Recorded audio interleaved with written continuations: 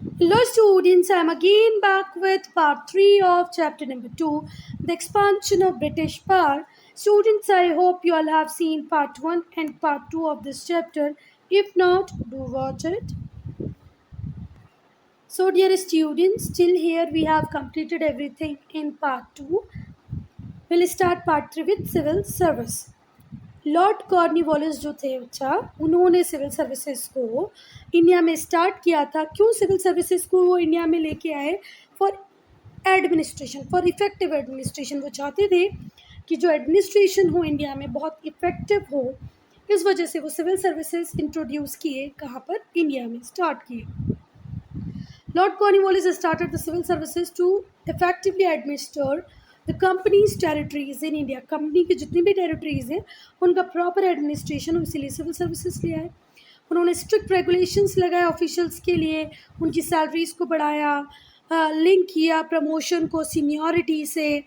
बहुत सारे bright young man attract हुए टुवर्ड सिविल सर्विसेज और इनको to train young civil servants को ट्रेन करने के लिए लॉर्ड वेल्सले ने सेटअप किया द फोर्ट विलियम कॉलेज. कहाँ पर किया? कलकत्ता में किया. कब किया? 1801 में. जो ईस्ट इंडिया कंपनी थी, the east India company college in England was another institution which train the young recruits. ठीक है, ऐसे ही जैसे फोर्ट विलियम कॉलेज खुला कलकत्ता में, वैसे ही ईस्ट इंडिया कॉलेज था इंग्लैंड में. ईस्ट इंडिया कॉलेज था इंग्लैंड में. ये भी एक दूसरा इंस्टीट्यूशन था जो सिविल सर्वेंट्स, न्यूली रिक्रूट्स को ट्रेन करता था. 1853 तक जो सिविल सर्वेंट्स थे उन्हें नॉमिनेट किया जाता था by the directorates of the company. 1853 तक जो डायरेक्टर्स होते थे कंपनी के, वही नॉमिनेट कर देते थे सिविल सर्वेंट को. पर 1853 के बाद जो सिविल सर्वेंट थे उन्हें सिलेक्ट किया जाने लगा एक कॉम्पिटिटिव एग्ज़ाम से. ये बहुत डिफ़िकल्ट होता था बेटा, बहुत इजी नहीं होता था, पर हमारे सुभाष चंद्र बोस ने इस एग्ज़ाम को क्लियर किया था. बहुत मुश्किल होता था इसमें इंडियंस का सिलेक्शन. क्यों? क्योंकि जो एग्ज़ाम होती थी वो लंदन में होती थी. अब बेटा उस टाइम में आपको लगता है क्या आज हम लंदन नहीं जा पा रहे हैं इंडिपेंडेंस के इतने साल बाद, तो क्या उस टाइम सबके लिए पॉसिबल था इतना इजीली लंदन चले जाना? नहीं था ना. तो इंडियंस का सिविल सर्वेंट बनना इसलिए मुश्किल होता था कि एग्ज़ाम कहाँ पर होती थी? लंदन में. बहुत कम इंडियंस अफोर्ड कर सकते थे लंदन जाने के कॉस्ट. जो मीडियम ऑफ एक्सप्रेशन था वो इंग्लिश था, जो कि एक फॉरेन लैंग्वेज थी हम इंडियंस के लिए. तो मोस्ट ऑफ द इंडियंस तो इस वजह से ही पीछे हो गए कि इंग्लिश एक फॉरेन लैंग्वेज हमारे लिए. और जो मैक्सिमम एज थी for competing was very low. बहुत कम एज में आपको सिलेक्शन ले लेना था, नहीं तो एक एज के बाद वो लोग फिर आपको आउट कर देते हैं. मतलब उसके बाद आप एलिजिबल ही नहीं हो एग्ज़ाम देने की. Army. British needed a large army to conquer more territories because they want to capture the entire India. That is why they require more of army so that they can conquer more territories. Then whatever British territories are there, they need to save them from their enemies. French is there, so even the independent kingdoms is there. तो independent kingdom भी यहाँ पर है, French भी यहाँ पर है. तो आप कैसे सेव करोगे अगर आपके पास आर्मी नहीं होगी? तो इसलिए आपको आर्मी चाहिए कि आप फ्रांस से, दूसरी किंगडम से अपने आप को सेफ रखें. फिर protect the trading interest of the company. और ट्रेडिंग इंटरेस्ट जो थे उसको भी प्रोटेक्ट करना था, कंपनी के ट्रेडिंग इंटरेस्ट को भी प्रोटेक्ट करना था, इसीलिए भी आर्मी चाहिए. जो आर्मी होती थी उसमें इंडियन सोल्जर्स होते थे जिन्हें सिपाही कहा जाता था. ये एंग्लिस्टिक वर्जन है हिंदी वर्ड सिपाही. सिपाही जो है उसका एंग्लिस्टिक वर्जन, एंग्लाइज्ड वर्जन है सिपाही. बहुत सारे जो लोग थे जो सिपाही बने या सिपाही बने, ओरिजिनली वो फार्मर थे. वो कंपनीज आर्मी को इसलिए ज्वाइन करना चाहते थे बेटा क्योंकि it was prestigious that time. ये बहुत प्रेस्टीज का मैटर था. अगर आप आर्मी ज्वाइन करते हैं इट मीन्स वाओ कितनी अच्छी जॉब मिल गई इसको. जो सिपाही थे उन्हें रिक्रूट किया जाता था कहाँ से? प्रेजेंट डे आज का जहाँ पर उत्तर प्रदेश है वहाँ से, बिहार से, झारखंड से. जो ब्रिटिश ऑफिसर्स होते थे वो कमांड करते थे सिपाही को. सिपाही को कमांड देने का काम किसका होता था? ब्रिटिश ऑफिसर को. ज़्यादा से ज़्यादा सिपाही कहाँ से आते थे? उत्तर प्रदेश, बिहार और झारखंड। जो ब्रिटिश आर्मी होती थी बच्चा, वो बहुत ज़्यादा ट्रेंड होती थी, डिसिप्लिन्ड होती थी। जो सिपाही होते थे वर आर्म्ड विथ, उनके पास मस्केट्स होते थे, उन्हें रेगुलर सैलरी मिलती थी। अगर हम जनरली बात करें तो जो सिपाही थे बहुत लॉयल थे ब्रिटिश मास्टर्स के टुवर्ड्स।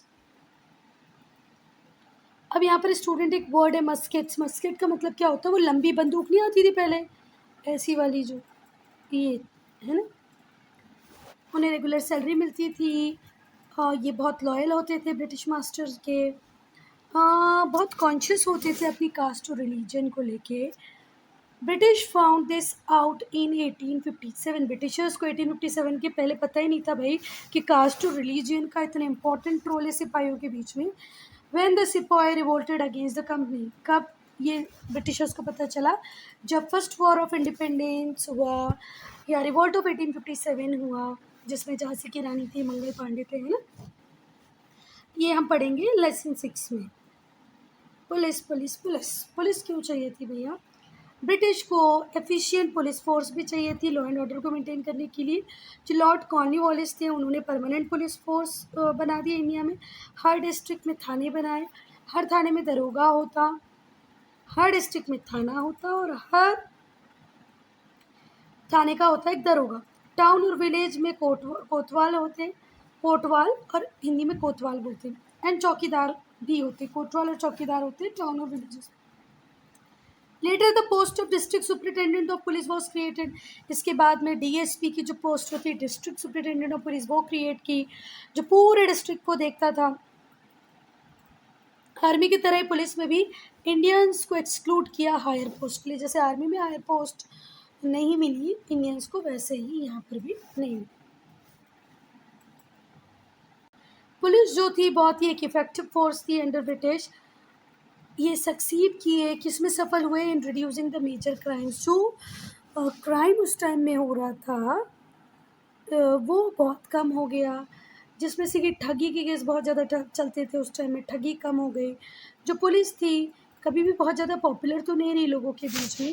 जो लो रैंक्ड पुलिसमैन थे पर्टिकुलरली, वो बहुत ही अनसिम्पैथेटिक और ऑपरेसिव थे और इवन करेक्ट भी थे, बहुत ज़्यादा पैसे करप्ट भी थे, मतलब भ्रष्टाचारी थे।